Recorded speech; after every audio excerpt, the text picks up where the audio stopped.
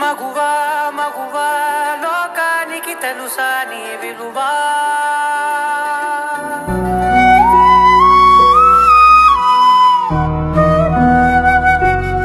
అందరికీ నమస్కారం అండి. ఆనందంగా జీవితాన్ని ఆస్వాదించడానికి అమ్మ మాటకు స్వాగతం. ఈరోజు అంతర్జాతీయ మహిళా దినోత్సవం అండి, ఉమెన్స్ డే సందర్భంగా ప్రతి ఒక్క మగువకు, ప్రతి ఒక్క స్త్రీమూర్తికి మనస్ఫూర్తిగా నేను శుభాకాంక్షలు తెలియజేస్తున్నానండి. వకీల్ సాబ్లో పాట ఉంటుంది కదండి, మగువా మగువా లోకానికి తెలుసా నీ విలువ అని చెప్పి. ఆ పాట విన్నప్పుడల్లా భలే అనిపిస్తుందండి. ఆ పాటలో భావం చాలా బాగుంటుందండి. ఎప్పుడైనా ప్రశాంతంగా వినండి, చాలా అందులో మీనింగ్ చాలా బాగున్నట్లు అనిపిస్తుంది నాకు. అఫ్కోర్స్ చాలా పాటలు ఉన్నాయి అనుకోండి. ఇదివరకంతా నాకు మానవ జాతి మనుగడకే ప్రాణం పోసింది మగువ, ఆ పాట అంటే చాలా ఇష్టం అనమాట అండి. న్యూస్ చదివేటప్పుడు ప్రత్యేకించి ఉమెన్స్ డేకి ఆ పాటని పెట్టి నేను ప్రోగ్రామ్ చేసేదాన్ని అనమాట. నా ఓన్ ప్రోగ్రామ్ అనమాట అండి, నేనే చేసేదాన్ని. 4-5 సంవత్సరాల క్రితం ఒక ప్రోగ్రాం చేశాను, నాకు బాగా గుర్తండి. ఒక ఆవిడ, పెద్ద వయసు ఆవిడ, భీమవరంలో షాపులు ఉంటాయి చూడండి, ఆ షాపుల దగ్గర అంతా కూడా వాకిలి ఉడ్చి ముగ్గు వేస్తుంది ఆవిడ. మరి చాలా పెద్ద ఆవిడ గురించి ఇప్పుడైతే నాకు తెలియదు. ఆవిడ మీద చేశాను అనమాట అండి. ఒకసారి వీడియో చేశాను అంతర్జాతీయ మహిళా దినోత్సవానికి, అది గుర్తుకొస్తుంది. అంటే మన ఆడవాళ్ళం చిన్న పెద్ద అని తేడా ఏమీ లేదండి, అందరం కూడా చాలా బాధ్యతగా ఉంటాము. పెద్ద వయసు వచ్చేంత వరకు కూడా బాధ్యతగా ఉంటాము. అది మనకు మాత్రమే దక్కే ఒక గౌరవంగా నేను భావిస్తానండి. చాలామంది అంటూ ఉంటారు, అబ్బా నాకు ఇంట్లో చాలా పని అయిపోతుంది, నేను అసలు అన్నీ నేనే చూసుకోవాల్సి వస్తుంది, ఇటుపక్క ఇంట్లో వాళ్ళని చూసుకోవాల్సి వస్తుంది, ఉద్యోగం చేయాల్సి వస్తుంది, మళ్ళీ ఇంటికి వచ్చి అన్నీ అమర్చాల్సి వస్తుంది, ఇట్లా కూడా తలమునకలైపోయే ఆడవాళ్ళు ఉన్నారండి. కానీ అదంతా కూడా మనం ఒక ఇంత గర్వంగా భావించే విషయంగా నేను అనుకుంటాను. ఓకే, దానివల్ల మనం స్ట్రెస్ అయిపోతాము, అలసిపోతూ ఉంటాము. ఎప్పుడైతే ఈ పనిని నేను ఎక్కువ చేస్తున్నాను, బాబోయ్ నేను అలసిపోతున్నాను అని అనుకుంటే అలసిపోతాం.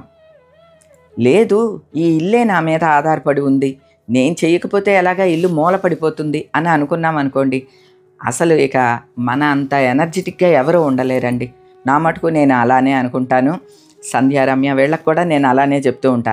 సంధ్య ఒక్కోసారి విసుగు చెందుతూ ఉంటుంది, సహజం కదండి. ఫోన్ చేసి ఏంటమ్మా బోర్గా ఉంది, లేదా ఏంటి నాకు ఎక్కడికి వెళ్ళటానికి లేదు, ఇట్లా అన్నప్పుడల్లా నేను ఇదే చెప్తా. ఒక ఇల్లంతా ఒక 10 మంది కుటుంబ సభ్యులు అనుకోండి, వాళ్ళందరూ నీ మీద ఆధారపడి ఉన్నారు నానంటే అంతకు మించిన అదృష్టం, అంతకు మించిన జన్మకు సార్థకత ఏముంటుందమ్మా అని చెప్తాను అనమాట అండి. అదేదో మాటగా చెప్పటం కాదండి, అది నిజమే. నేను అనుకునేదే చెప్తాను, వెంటనే తను కూడా రిలాక్స్ అయిపోతుందిలేండి. అయితే ఈ మగువ లోకానికి తెలుసా నీ విలువ అనే పాటను విన్నప్పుడు, ఆ చరణం వినంగానే నాకు ఇంకొక విషయం కూడా గుర్తుకొస్తుందండి. లోకానికి మన విలువ తెలిసే ముందు అసలు మన విలువ మనకి తెలుసా? మన విలువ మనకి తెలిస్తే మనల్ని మనం తగ్గించుకోము ఎప్పుడూ కూడా. ఒక్కటే అండి, మన విలువ మనకి తెలిసినప్పుడు మనల్ని తక్కువగా అంచనా వేసుకోలేము, తక్కువగా ఊహించుకోలేము, బేలగా ఉండలేము. సాధారణంగా మనందరం కూడా స్ట్రాంగ్ పర్సనాలిటీ ఉంటుందండి. ఆడవాళ్ళకి సైన్స్ పరంగా కూడా తెలిసిన విషయమే ఇది. మగవాళ్ళకన్నా కూడా చాలా స్ట్రాంగ్ మెంటాలిటీ ఉంటుందంటండి. శారీరకంగా కూడా అసలు మనం డెలివరీలో పెయిన్స్ అనుభవిస్తాం చూడండి, అంత పెయిన్ విడిగా ఎవ్వరూ కూడా బ్రతికుండగా ఏ మగవాడు కూడా అంత పెయిన్ అనుభవించలేడంటండి. మనం అవ్వలేలగా డెలివరీ అయిన ప్రతిసారి ఆ పెయిన్ తీసుకుంటాం. అంటే మనం ఎంత బలమైన వాళ్ళం అనేది మనకు అర్థమవుతుంది. అంత ఎందుకండి, ప్రతి నెల కూడా మనకి నెలసరిలు వస్తాయండి. నెలసరి అంటే అసలు ఒక విధంగా నరకం, అంతే కదండి. మన బాడీలోంచి మనకి తెలియకుండా అలా రక్తం స్రవిస్తూ ఉంటుందన్నమాట. మనం మాత్రం పైకి ఏమీ లేదు, ఏమీ అస్సలు కొంచెం కూడా మన ముఖంలో ఎటువంటి తేడా కూడా ఏమీ లేకుండా అలా నవ్వుతూ మసులుతూ ఉంటాము. ఎంతకు మించిన తార్కాణం ఏం కావాలండి మనం గొప్పవాళ్ళమని అనటానికి? సరే అండి, యుక్త వయసు వచ్చింది, పెళ్లి చేశారు, గర్భం దాల్చాము, 9 నెలలండి. ఒక జీవికి జన్మనివ్వటానికి 9 నెలలు మనం పొట్టలోనే అలానే మోసి, మనం తినే ఆహారం ద్వారా వాళ్ళకి ఆహారం, మనం పీల్చే గాలి ద్వారా వాళ్ళకి గాలి అన్నీ కూడా సమకూర్చి 9 నెలలు పూర్తయిన తర్వాత ఆరోగ్యకరమైన బిడ్డని ఈ ప్రపంచానికి అందిస్తున్నాము అంటే ఇంతకు మించిన అద్భుతం ఇంకోటి ఏముంటుందండి? అది కూడా ఏంటండి, తల వెంట్రుకలు, గోళ్ళు, లోపల బాడీ లోపలే పళ్ళు అన్నీ ఉంటాయి కదా. సర్టెన్ ఏజ్ వచ్చిన తర్వాత అవి బయటకు వస్తాయి, పళ్ళు అవన్నీ. అంటే ప్రతి ఒక్క అవయవాన్ని మ్యానుఫ్యాక్చరింగ్ మన బాడీలో తయారు చేస్తున్నామండి. ఇంతకు మించిన గొప్ప మిషను, మనకు మించిన గొప్ప మిషను ఇంకేముంటుందండి ఈ ప్రపంచంలో? ఏ మిషన్ అన్నా తయారు చేయమనండి చూద్దాం. అటువంటి స్త్రీమూర్తికి ప్రత్యేకించి ఒక దినోత్సవం అంటూ ఉండటం, మహిళా దినోత్సవం అని, ఉమెన్స్ డే అని ఉండటం చాలా ఆనందించే విషయం అండి ఇది. ఇవన్నీ వినేటప్పుడు మనకి నిజమే కదా, మనం ఇంత గొప్పవాళ్ళం, నిజమే కదా అని అనిపిస్తూ ఉంటుంది. కానీ పరిస్థితులు కొంచెం అటు ఇటుగా ఉన్నా, కొద్దిగా మనం అనుకున్నది ఏదన్నా జరగకపోయినా, కొంచెం బాధ కలిగించే విషయాలు జరిగినా వెంటనే మనం ఏమనుకుంటాం? బేలగా అయిపోతాం. నాకే ఈ కష్టాలన్నీ, నాకే ఈ ఇబ్బందులన్నీ, వాళ్ళు చూడు చక్కగా ఉన్నారు, వీళ్ళు చూడు చక్కగా ఉన్నారు, నాకే ఈ ఇబ్బందులన్నీ అని అనుకుంటాం. బాధలో అలా అనుకుంటే కొంచెం అర్థం ఉందండి. బాధ తీరిపోయిన తర్వాత కూడాని ఎదుటి వాళ్ళని చూసి వాళ్ళు చూడు ఎలా ఉన్నారు, వీళ్ళు చూడు ఎలా ఉన్నారో అంటే అదే కంటిన్యూ అయిపోతుంది అన్నమాట. అదే అసూయ. మనల్ని మనం తగ్గించుకోవటం అంటే మన క్యారెక్టర్ని మనం తగ్గించుకోవటమేనండి. ఎన్నో ఉన్నతమైన లక్షణాలతోటి భగవంతుడు మనల్ని పుట్టించాడండి. మనం పెరిగిన వాతావరణం, మనం పుట్టిన ఇల్లు, మనం పెరిగిన వాతావరణం, అట్లానే మనం మసిలే తీరు, మనం అత్తవారింట్లో అడుగుపెట్టిన ఇల్లు ప్రభావం, ఇవన్నీ కూడా మన ప్రవర్తన మీద దాని ప్రభావం చూపిస్తూ ఉంటాయి అన్నమాట అండి. అలా ఈవేళ ఇక్కడ ఉంటామండి, రేపు ఇంకో ఊరు వెళ్తాం, అక్కడ ప్రభావం మన మీద చూపించింది అనుకోండి. ఎల్లుండి ఇంకో ఊరు వెళ్తాం, అక్కడ ప్రభావం మన మీద చూపించింది అనుకోండి. అంటే మనకంటూ ఒక విలువ లేనట్లు లెక్క. మనకంటూ ఒక స్టాండర్డ్ ఉండాలి, మనకంటూ నిబద్ధత ఉండాలి, మనకంటూ ఒక వాల్యూని మనమే ఇచ్చుకోవాలి. సాధారణంగా మనం అందరం ఏమనుకుంటామంటే విలువ అనేది ఎదుటి వాళ్ళు ఇచ్చేదాన్ని బట్టి ఆ విలువ ఉంటుంది అని అనుకుంటాం. కానీ కాదండి, విలువ దానికి స్వతసిద్ధంగా విలువ ఉంటుంది. ఉదాహరణకి ఒక బంగారం తీసుకోండి, మనకి బాగా తెలిసినది బంగారమే కదా. బంగారాన్ని తీసుకుంటే అది నా చేతిలో ఉన్న అంతే విలువ, మగవాళ్ళ చేతిలో ఉన్న అంతే విలువ, చిన్న పిల్లల చేతిలో ఉన్న అంతే విలువ, ఏమీ తెలియని మందబుద్ధి ఉన్న వాళ్ళ చేతిలో ఉన్న అంతే విలువ. అంటే అక్కడ ఇచ్చే వాళ్ళని బట్టి విలువ ఉండదండి, స్వతసిద్ధంగా దాని విలువ అంతే ఉన్నది. అలానే మనం కూడా ఒక బంగారం లాంటి వాళ్ళమండి. ఎన్నో వ్యక్తిత్వాలు, ఎన్నో లక్షణాలు, మంచి మంచి లక్షణాలు మనలో ఉన్నాయి. కాకపోతే వాటిల్ని రకరకాలవన్నీ కప్పేస్తూ ఉంటాయి. ముఖ్యంగా మన ఆడవాళ్ళకి మనకు కొంచెం హెల్త్ పరంగా, వీటి పరంగా నెలసర్లు, హార్మోన్స్ ఇన్బ్యాలెన్స్ ఇవన్నీ కూడా ఉంటాయి కదండి. దానివల్ల కూడా మనం కొంచెం లో అయిపోతూ ఉంటాం. లో అయిపోయినప్పుడు జరిగే ప్రమాదం ఏంటంటే మనల్ని మనం లోగా అనుకోవటం మాట అటుంచి నెగిటివిటీ అంతా కూడా మన చుట్టూ ఏర్పరిచేసుకుంటూ ఉంటాం. తద్వారా మనం ఎదుటి వాళ్ళని చూసే దృష్టి కూడా నెగిటివ్గానే చూస్తూ ఉంటాం.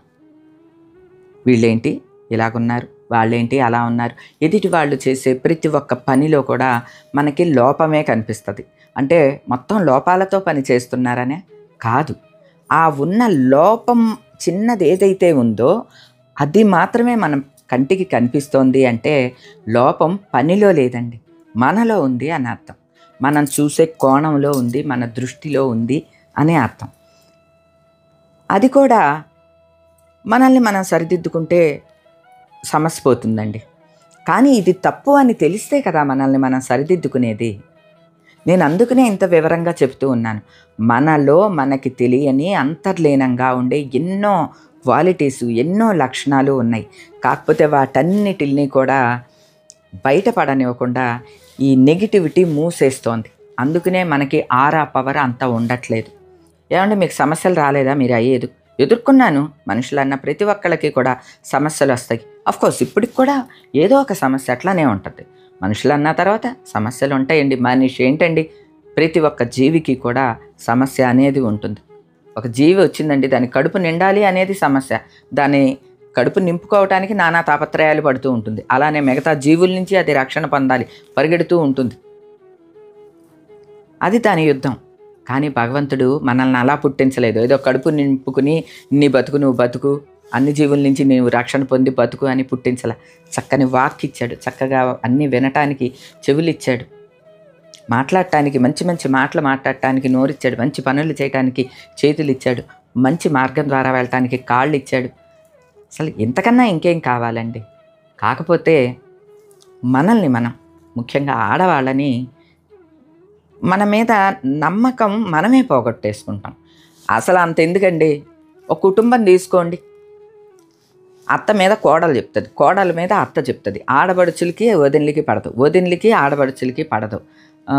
కొన్ని కుటుంబాల్లో తల్లి కూతుళ్ళకి కూడా పడదు, అక్క చెల్లెళ్ళకి పడదు, చెల్లెలకి అక్కకి పడదు.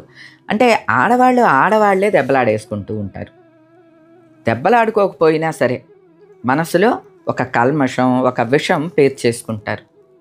అందుకని మగవాళ్ళకి అది ఒక ఛాన్స్ లాగా దొరికేసి ఏమంటారండి, ఆడవాళ్ళకి ఆడవాళ్లే శత్రువు అని చెప్పి ఒక వర్డ్ రాసి వదిలేశారు.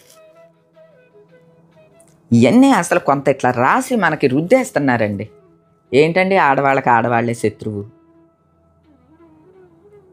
అసలు అర్థం చేసుకోగలిగితే ఆడవాళ్ళకి ఆడవాళ్లే మిత్రులు. ఎదుటి కష్టాన్ని అర్థం చేసుకోగలిగేది ఒక్క స్త్రీనేనండి. ఇవన్నీ మనం తెలుసుకోవాలంటే మనకున్న ఆ మాయ కప్పి ఉన్నది చూడండి. ఈ లో అయిపోవటం, అసూయ, ద్వేషం, జలస్, విపరీతమైన జలస్ వల్లే ఇవన్నీ కప్పబడిపోతాయండి. ఆ జలస్ని తీసి పక్కన పడేస్తే ప్రపంచం అంతా కూడా చాలా పచ్చగా, చాలా అందంగా, మొత్తం మంచి వాళ్ళతో నిండిపోయి ఉంటుందండి. ఒకే ఒక్కటి మనలో ఉండే అసూయ, అది కూడా పెట్టారు కదండి, ఆడది అసూయ కలిపి పుడతాయి. ఏంటండి ఇవన్నీ మన మీద రుద్దేస్తారా? ఎవరు చెప్పారండి? నాకు అసూయ ఉండదండి.